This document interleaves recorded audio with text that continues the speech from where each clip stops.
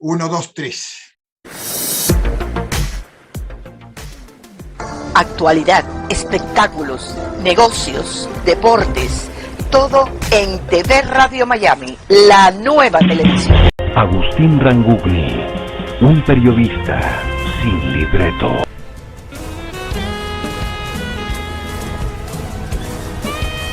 Hola, ¿cómo le va? Qué gusto de saludarlos. ¿Qué Un tal, cordial Agustín? saludo para todos y muy agradecido por la audiencia que cada día nos da este respaldo que recibimos de todos ustedes. Como es de costumbre, estamos en conexión con Radio Francia Internacional, con La Voz de América, con Radio Mercosur, Radio Naciones Unidas, Radio Vaticana, con Enrique Llama de Madariaga en Punta del Este, en Uruguay, a través de FM Milenio, y aquí, a través de TV Radio Miami y Radio Miami Internacional. A todas las emisoras y a toda la audiencia, muchísimas gracias por este respaldo continuo, cotidiano, de hace mucho tiempo, y esperemos que sigamos por muchos años también recibiendo esa bendición. Quiero contarles que vamos a tratar un tema que llevamos en el corazón, llevamos en nuestro espíritu, en nuestras emociones, porque nadie puede olvidar, y todos aquellos que vivimos el proceso, mucho menos, aquel 2 de abril de hace 40 años, día que la Argentina recuperaba las Islas Malvinas. Vamos a conversar con Juan Carlos Neves. Él es profesor universitario, es contraalmirante retirado de la Armada Argentina, ejerce como político, es veterano de guerra de las Malvinas, tendrá seguramente algún párrafo para recordar algunos de esos momentos que ha vivido, y actualmente preside el partido político Nueva Unión Ciudadana desde el año 2005. Tengo mucho gusto en darle la bienvenida al profesor Juan Carlos Neves. Juan Carlos, buenos días. Agustín Ranguni te saluda. Buenos días, Agustín. Verdaderamente un gusto escucharte en estas fechas tan especiales y tan caras para los malvineros. Sin duda, la compartimos ese sentimiento, esa emoción y ese orgullo de haber recuperado las Malvinas. Y por supuesto recordamos a todos aquellos que, bueno, que pagaron caro esa recuperación, pero seguramente todos estamos orgullosos. ¿Cómo estás viviendo este momento de rendirnos ante el esfuerzo de tantos hombres que dieron su vida para recuperar las Malvinas? Es claramente una conmemoración. En Argentina ha sido el 2 de abril nominado como Día del Veterano de Guerra, pero para los veteranos de guerra es mucho más. Nosotros, por un lado, por cierto y por supuesto, siempre tenemos el primer pensamiento para nuestros camaradas que quedaron en el suelo de las islas, en el fondo del mar, como mis camaradas del Belgrano, 323 camaradas del Belgrano. Yo había estado 2 años sirviendo en ese buque, pero fundamentalmente yo pongo el énfasis en que tenemos que conmemorar porque fue un hecho para los libros de historia. Argentina, en ese momento, después de 149 años de inútiles reclamos, se plantó y realizó una operación que fue incruenta en vidas inglesas. El único que falleció fue el primero que falleció, fue el capitán de infantería de marina Giacchino, de la Armada Argentina. Giacchino. Y claro, y recuperamos las islas y nos sentamos con la idea de decir, bueno, estuvimos esperando 149 años con los ingleses sentados aquí que se dignaran a negociar. Bueno, ahora estamos sentados nosotros, vamos a negociar. Claramente no fue esa la voluntad británica. Gran Bretaña no tuvo interés en negociar, envió una flota muy poderosa, la más poderosa que se vio en el Atlántico Sur. Cuando hubo oportunidad de un acuerdo con una propuesta del presidente peruano Belaúnde Terry, dio la orden de hundir al Belgrano, lo que terminó toda posibilidad de realizar un acuerdo, y finalmente fuimos al conflicto. Es un punto muy interesante, más allá de lo anecdótico y de lo personal, pues fue la primera guerra, el primer enfrentamiento armado donde se usaron misiles antibuques disparados desde aviones, que eran los aviones Super Etendard y los misiles Exocet, y la primera en que se utilizaron submarinos nucleares, ¿no es cierto?, con información satelital, lo que representó verdaderamente novedades desde el punto de vista táctico con gran influencia estratégica. Juan Carlos, ¿tú podrías resumirnos qué fue, digamos, la idea inicial, la decisión que luego tomó el presidente de facto Leopoldo Fortunato Galtieri de invadir las Islas Malvinas? ¿Qué fue lo que en realidad generó esa motivación? El disparador tiene antecedentes. Gran Bretaña había desarrollado una teoría de que una cantidad de años de ocupación ininterrumpida generaba derecho por prescripción.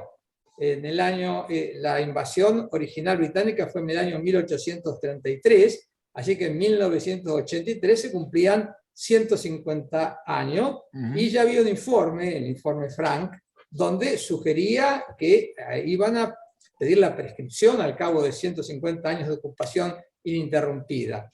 Argentina había obtenido éxitos, digamos, desde el punto de vista de las negociaciones en Naciones Unidas, como la resolución 2065, donde decía que era una colonia Malvinas, que Gran Bretaña tenía que negociar, pero Gran Bretaña lo ignoró, como lo sigue ignorando ahora. Y todas las aproximaciones que realizó, se citan dos propuestas británicas, una cuando todavía Perón estaba vivo y era presidente, y otra cuando estaba la Junta, pero siempre sucedía lo mismo. Entonces, la Junta en primera instancia quiso aprovechar esa oportunidad diplomática, destacó un embajador, el embajador Rox, tuvieron una reunión en Nueva York, pero siempre sucedía lo mismo. Los británicos estaban muy proclives a conversar acerca de mejorar las comunicaciones, mejorar las relaciones, todo lo que les facilitara o le disminuyera el costo de su permanencia en las islas, pero cuando se llegaba al tema de la soberanía, indefectiblemente decían que ellos iban a hacer y actuar según los deseos de los habitantes de las islas. Y los habitantes de las islas, que los llamábamos kelpers, si les molesta que los llamen kelpers, pero a nosotros nos gustaría llamarlos compatriotas si no quieren, los habitantes de las islas, obviamente que fueron implantados allí por los ingleses, quieren seguir estando bajo jurisdicción británica. Pero eso no es válido desde el punto de vista del derecho internacional. La Junta estaba preocupada por eso, por el fracaso de las negociaciones, por la información que había de que las negociaciones solo pretendían demorar las cuestiones hasta que se cumpliera un plazo que permitiera la prescripción, y entonces se piensa en la segunda alternativa, que es la alternativa de, nosotros nos llamamos invasión, hablamos recuperación de las islas, pero era una alternativa que tomaba tiempo, había que pensarla, y entonces se produce un detonante, que es un grupo de chatarreros argentinos, con un empresario, Davidov, que luego de pedir las autorizaciones respectivas va a las Islas Georgias, y estando allí, los que llegaron ponen un remo con una bandera argentina, un hecho que fue absolutamente, digamos, local, carente de toda importancia desde el punto de vista diplomático, pero había observadores británicos, denunciaron este hecho, y la señora Margaret Thatcher, que evidentemente siempre quiso e impulsó la conflagración armada por sus problemas internos, claro, dijo que iba a mandar al Endurance con helicópteros armados, con Marines, y que además iba a mandar un submarino nuclear al Atlántico Sur. Y ese sí fue un hecho, lo que los militares llamamos un factor determinante. ¿Por qué? Con submarinos nucleares en el Atlántico Sur, a los cuales nuestras flotas eran muy vulnerables, la operación no podría hacerse nunca. Así que eso aceleró los tiempos, se fijó la fecha del 2 de abril, y bueno, los que estamos, yo tengo alguna, ya yendo a lo personal, a la anécdota, que a veces la gente le gusta saber qué sentimos en ese momento. La verdad es que nosotros no sabíamos que íbamos a Malvinas. Yo formaba parte de un grupo de oficiales que había sido designado por la Armada para ir a buscar en 1983 Alemania el tercer destructor de una serie de 4 muy modernos, se llamaba Heroína, ya tenía nombre, y decidió la Armada que en vez de ir a un hotel a hacer los cursos o un cuartel, viviéramos en un buque que por su situación, por su condición, no iba a navegar. Era un buque del año 1944, la Segunda Guerra Mundial, había sido el US Hank, ahora se llamaba Destructor Araceguí, y ahí nos organizamos como se organiza el buque. Yo era el jefe de armamento, un jefe de artillería, un jefe de arma submarina, jefe de máquinas, ya todos los cargos se constituyeron. Por la mañana, digamos, hacíamos las tareas mínimas de mantenimiento, un buque que no iba a navegar, íbamos a los cursos, volvíamos, verificábamos, nos podíamos estudiar, y un día nos sorprende que empiezan a llegar técnicos al buque y empiezan a revisar los radares, su exactitud, su precisión, que se usaban para lanzar los Exocet. Después las Santa Bárbaras, que son los locales donde se guardan la munición, empezaron a llenarlas con munición de combate. Y lo más sintomático fue que veíamos en la dársena que el buque era Cabo San Antonio, que era un buque de desembarco construido en la década del 60 en los astilleros de Río Santiago, de construcción argentina, era tripulado, empezó a ser tripulado por gente del ejército argentino, que no solía embarcar. Así que dijimos, bueno, está pasando algo, y ciertamente el 28 de marzo zarpa la flota, todo lo que teníamos, los buques, la flota es algo muy impactante ver una flota en el mar. Hay buques capitales, se ubican en el centro, se llaman así, capitales, estaba el portaaviones 25 de mayo, por supuesto que era uno de los buques capitales, estaba el petrolero, que era fundamental, el buque de desembarco, que era donde iba la gente del ejército que iba a desembarcar, y alrededor lo que se llamaban las cortinas de protección. Curiosamente, los 2 buques de defensa antiaérea de área eran británicos, eran de origen británicos, eran el Hércules y el Santísima Trinidad. Y el Hércules era gemelo del Sheffield, lo que son las paradojas de la vida. El Hércules era gemelo del Sheffield, que fue hundido por un avión de la Armada. Había además, estábamos nosotros y el resto de corbetas y destructores, defensa antisubmarina, antisuperficie. En un momento escuchamos por los altoparlantes que nos decían, bueno, todos los libres de guardia se reúnen en la toldilla es la parte de atrás del buque.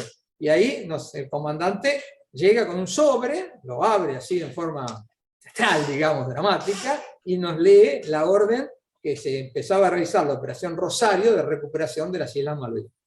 Y yo te pido por un segundo ahí en ese hermoso paisaje marino que tenés atrás, que te imagines el momento ahí en medio del océano Atlántico, en medio de la flota, una generación de oficiales que siempre habíamos, generación tras generación, veníamos pensando en Malvinas y más, y decíamos, bueno, es nuestro momento, nos tocó, somos nosotros los que vamos a recuperar las Malvinas.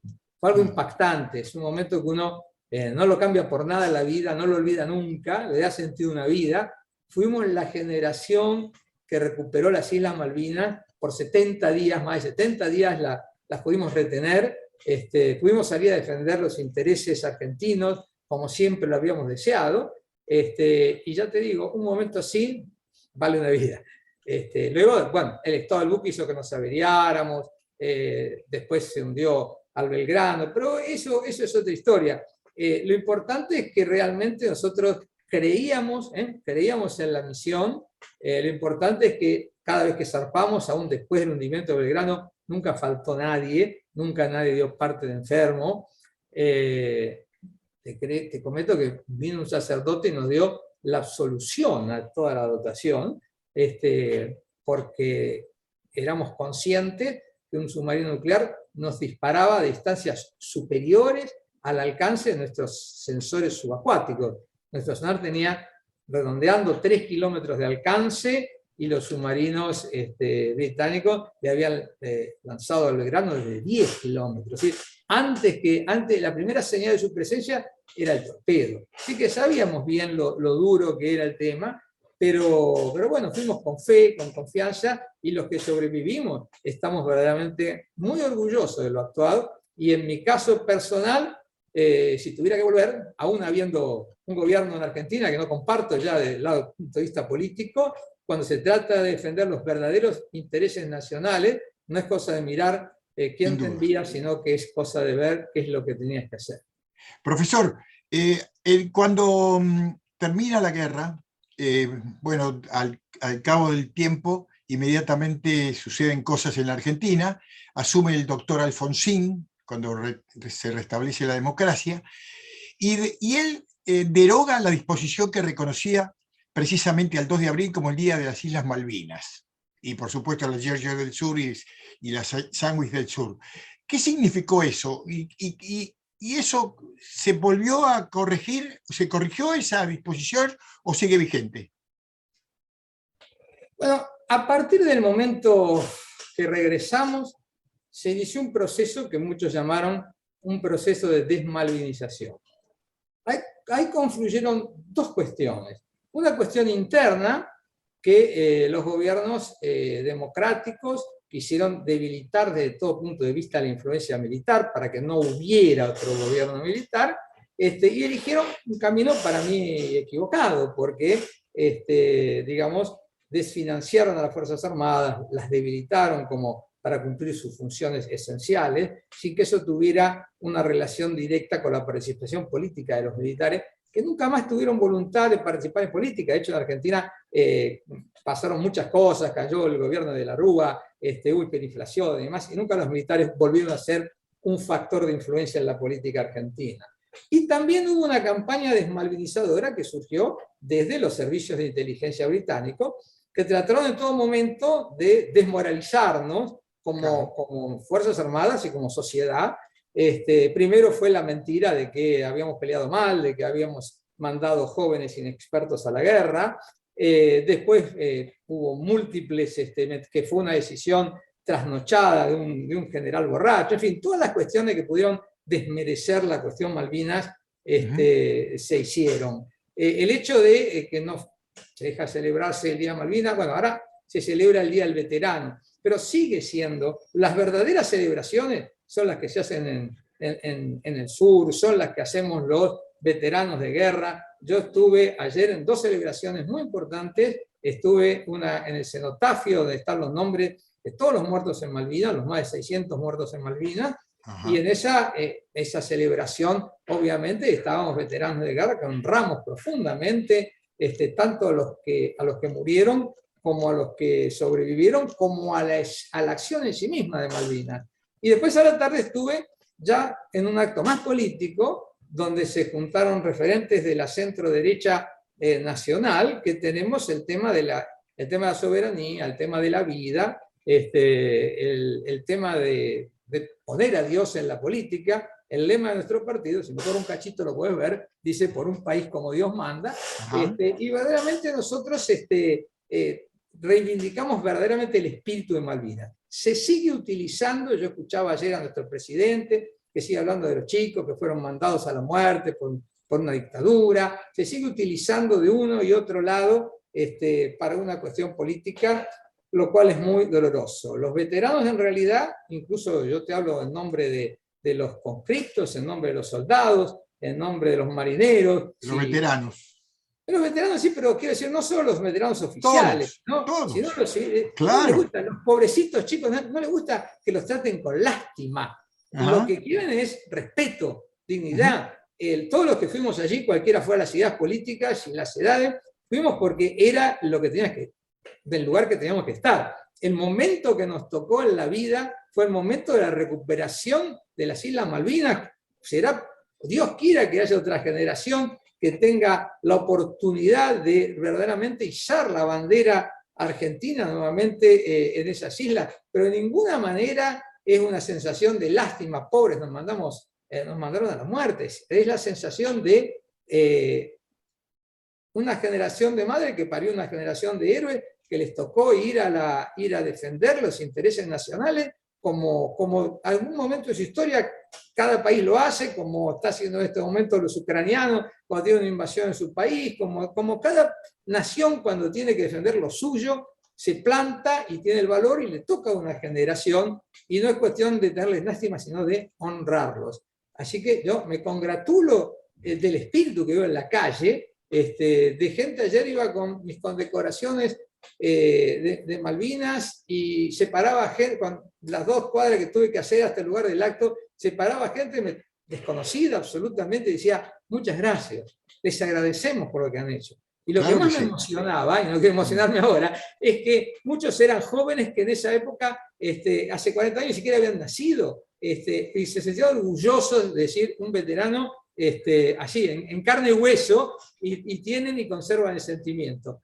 Y como decía el general von Clausewitz, vamos a hacer una obra un poco más teórico, decía que solamente una batalla termina y una guerra se gana cuando se quiebra la voluntad del oponente, y mientras la voluntad de los argentinos siga con esta fuerza y con este vigor dispuesta a defender Malvinas, con todo lo que significa como símbolo de unión nacional, por la importancia geopolítica de las islas, bueno, siempre el tema seguirá y podrá fructificar a pesar de los gobiernos que hacen mala política, o sea, que lo usan con fines mezquinos, y a pesar de algo que, si después quieres, yo te puedo describir, que es el enorme ataque que se ha realizado contra, ya no contra la imagen de las Fuerzas Armadas, sino contra la capacidad de proyección y la capacidad de las Fuerzas Armadas, por una serie de cuestiones en las cuales influyó fuertemente, ¿no es cierto? Influyen fuertemente los británicos, los norteamericanos, desde el manejo del Fondo Monetario y otras cuestiones,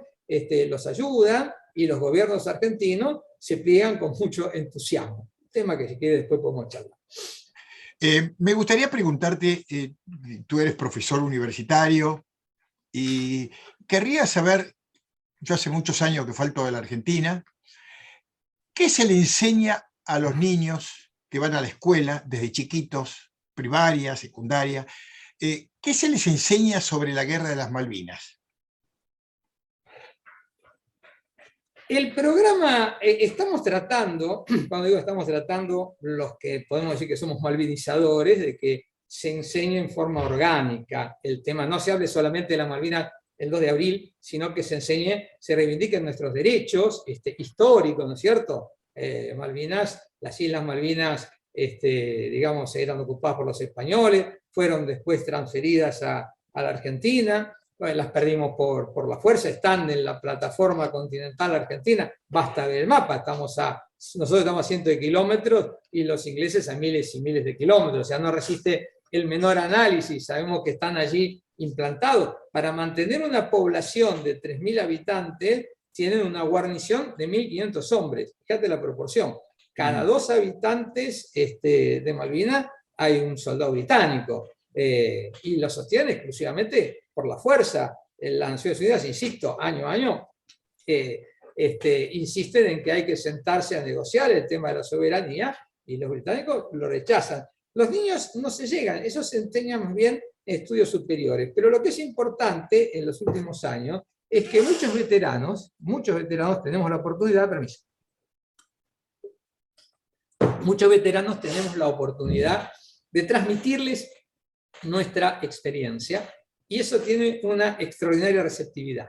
Creo que ese es el buen camino, creo que ese es un gran camino. Yo en este momento no estoy dando clases, Pero el currículum oficial habla sí. de la Guerra de las Malvinas, habla de las Malvinas son argentinas, habla de los valientes que dejaron la vida allá, y muchos otros que pudieron regresar, pero que llevan en el corazón ese dolor de haber perdido las Islas Malvinas, por ejemplo. Sí, sí, esos temas se tratan. Tanto lo trataron que alguna vez la llamaban a las Malvinas la guerra de las maestras, porque decían que las maestras eran las que habían sostenido durante muchos años el fuego del patriotismo y la recuperación de las Malvinas. Sí, se habla. Nosotros querríamos que fuera más orgánico, más técnico, que todos supieran exactamente los derechos que nos asisten, y que cuando se habla de la batalla de Malvinas, como sé que muchísimos lo hacen en forma peyorativa,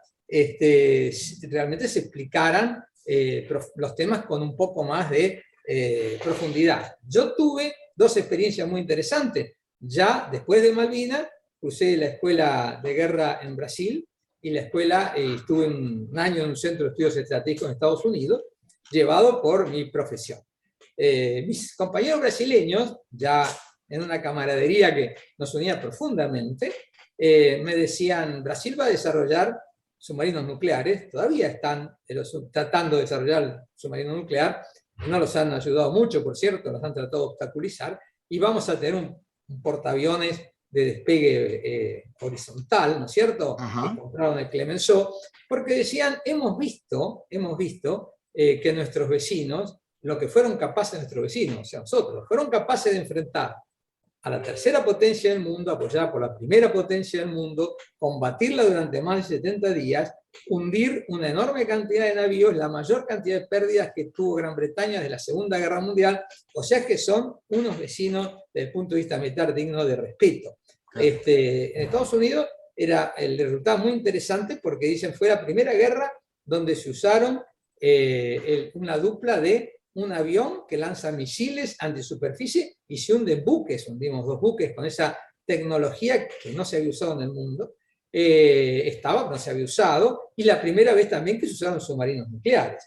De hecho, cuando comienza ya las acciones militares, Argentina sale con toda su flota a enfrentar a la flota británica, la detecta antes que nos detecten, hay varios libros muy interesantes que se han escrito últimamente que hablan de este tema, y en ese momento, por un problema de falta de viento, no se podían lanzar los aviones, porque el portaaviones no tenía suficiente velocidad como para generar el viento necesario para que los aviones despegaran, con sus 6 bombas de 500 libras y sus tanques suplementarios de combustible. Con lo cual, estuvimos durante 24 horas que pudo haber cambiado la historia, y la falta de viento hizo que el gran combate no se produjera. Ahora, después de eso, los británicos hunden al Belgrano, más allá que fue fuera de la zona de exclusión, lo más significativo como hecho es que para que lo hubieran detectado fue necesario que los satélites dieran la información, satélites que tenía Estados Unidos, y que un submarino nuclear lo atacara. Entonces ahí supimos que el submarino nuclear estaba en zona y que los satélites nos estaban detectando y nosotros no lo podíamos detectar a ellos. Pero 2 días después, cuando los superintendar que el presidente de Francia le había asegurado a Margaret Thatcher que no teníamos posibilidades de habilitar los aviones en tan corto tiempo, le lanza un Exocet que el presidente de Francia le había asegurado a Margaret Thatcher que no teníamos las claves de los Exocet y no los podíamos lanzar. Todas cuestiones que resolvimos con creatividad y capacidad. Cuando le hundimos a Sheffield, que era uno de los buques más significativos de la flota, con el lanzamiento de misiles Exocet de aviones superintendar, los británicos se dan cuenta que tampoco pueden disputar el mar y se apartan y se van al este de las Malvinas. Entonces, ellos estaban al este de las Malvinas, alejados del continente, para no ser atacados en forma aérea, y nosotros nos refugiamos sobre la costa para que los submarinos nucleares no nos hundieran.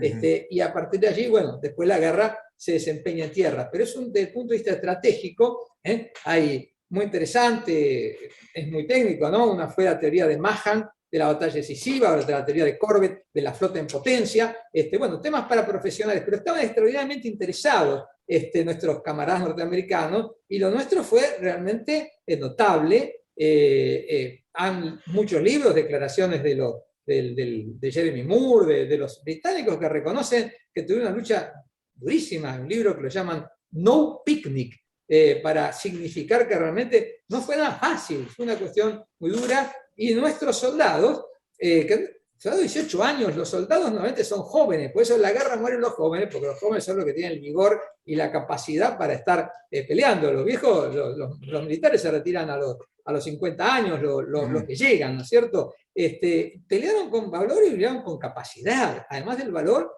capacidad, manejaban con gran destreza las ametralladoras.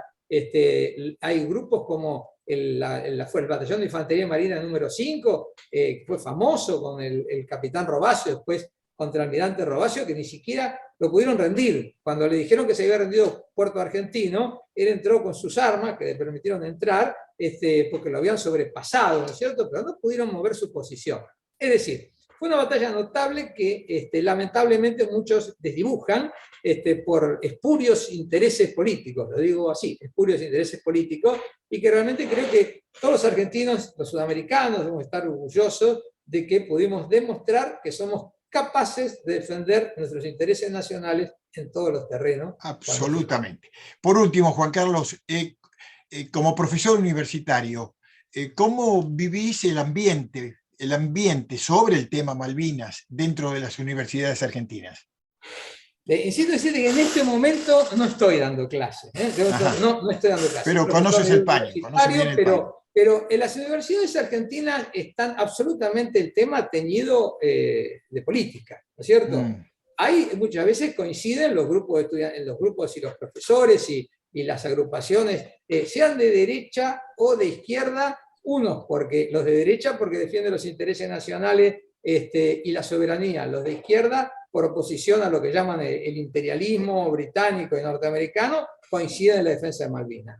Pero luego se dividen un poco las aguas porque estamos los que reivindicamos la acción militar y están los que denigran la acción militar, están los que creemos que los que participaron fueron héroes y están personas que influyen dentro de los ciertos ambientes universitarios que dicen que como la señora Bonafini decía, no tiene que tiene la Universidad de las Madres Plaza de Mayo, no tendría que haber muerto ninguno porque son todos fachos. Es decir, está tan teñido de cuestiones políticas que es muy difícil. Hay una realidad y yo tengo que decirla. Nosotros teníamos un astillero de submarinos llamado Domecq García, estaba construyendo 5 submarinos, 5 de los que iban a ser submarinos convencionales más modernos del mundo, y por decisión del gobierno del presidente Menem, se cerró el astillero porque decía que iba a funcionar la feria en Milán, que no funcionó, pero se cerró el astillero, fue tremendo. Luego el buque de desembarco se desguazó, no se reemplazó, el portaaviones se desguazó, no se reemplazó. Hemos tratado de comprar otro buque de desembarco y ha habido vetos británicos. Nuestra aviación ha perdido muchísimos aviones, hemos tratado de renovarla y siempre hay un veto británico porque de alguna manera son aviones que tienen piezas norteamericanas o turbinas o licencias y patentes. Es decir, han sistemáticamente, y prácticamente ha desaparecido lo que se llamó la estructura de producción para la defensa. Entonces, yo creo que nada de eso es casual. Obviamente los británicos saben que si Argentina tiene armamento, aunque no sea agresiva, ellos dicen que una amenaza se constituye de capacidad más intención hostil. Aunque no haya intención hostil, si está la capacidad, tienen que preverlo. Eso les genera un enorme costo. Cuando Argentina censura la acción de las empresas que están extrayendo petróleo o gas en el territorio usurpado, esas empresas pierden valor en sus acciones y les resulta muy difícil conseguir capitales. Todas esas cuestiones son muy significativas. Cuando Argentina acciona contra las empresas pesqueras que están pescando en Malvinas está extrayendo del orden de $100 millones entre los derechos de pesca más la exportación de pesca con buques españoles que pescan con bandera de Malvinas, buques taiwaneses, buques coreanos, más de un chinos. centenar. No, los chinos no. Aquí ¿no? Es una cosa que te lo digo desde el punto de vista técnico, yo que ya lo mismo estuve con las últimas cifras. Los chinos se vienen por su cuenta, se ponen en la milla 201 a lo largo de la zona económica argentina y allí pescan y allí tenemos disputas porque entran y digamos, se roban pescado de la zona económica. Pero en el área de Malvinas no hay buque chino. En el área de Malvinas básicamente son españoles, coreanos y taiwaneses. Supongo que será por las relaciones entre China y Gran Bretaña. Pero, insisto, hay una depredación, sí. 180.000 toneladas de pesca, que es más o menos la cuarta parte de lo que se pesca en la zona económica exclusiva, y todo lo que le genere costo y riesgo a los ingleses hace que empujen para que se sientan en la mesa de negociaciones, y si lo dejamos tranquilos, ¿no es cierto?, en su statu quo tan beneficioso, jamás van a sentarse a negociar. Por eso nuestro mensaje siempre para los que tienen el poder político es decir, tengamos los medios para que los ingleses se preocupen, tengamos una política diplomática seria que los empuje a sentarse en la mesa de negociaciones, porque por su propia voluntad nunca lo harán. Bien. Juan Carlos, muchísimas gracias por este rato, muchísimas gracias por tu trayectoria en el tema Malvinas. Malvinas que cumple 40 años de la gloriosa recuperación. Los argentinos todos llevamos en el alma y en nuestra memoria aquellos que vivimos aquellas situaciones tan trágicas, tan trágicas para todos los argentinos. Lamentablemente no salen las cosas como querríamos que todo, desde el primer presidente, del presidente de la Nación al último ciudadano argentino, rinda homenaje con honor a estos gloriosos hombres que, bueno, que lucharon por la Argentina, muchos dejaron ahí su vida. Muchísimas gracias, Juan Carlos. Gracias a ti por darme la oportunidad de hablar de estas cuestiones que llevo tan profundamente en el alma como tantos argentinos, y reiterar que hasta mientras tenga vida siempre estaré dispuesto a hacer lo que sea necesario para que esos territorios argentinos vuelvan a estar bajo nuestra soberanía en nuestro pabellón. Muchísimas Te pido gracias. disculpas por la emoción que me embarga en esto, porque yo viví todo eso teniendo a mi hijo de 13 años en esa zona, precisamente en Comodoro Rivadavia, pero precisamente vinculado al tema de las Malvinas. Y me trae tanta emoción que a veces me conmueve. Te mando un gran abrazo, Juan Carlos, muchísimas gracias por estos minutos. Igualmente, un gran abrazo para ti y hasta cualquier momento. Hasta cualquier momento. A la orden. Hacemos la pausa, venimos enseguida.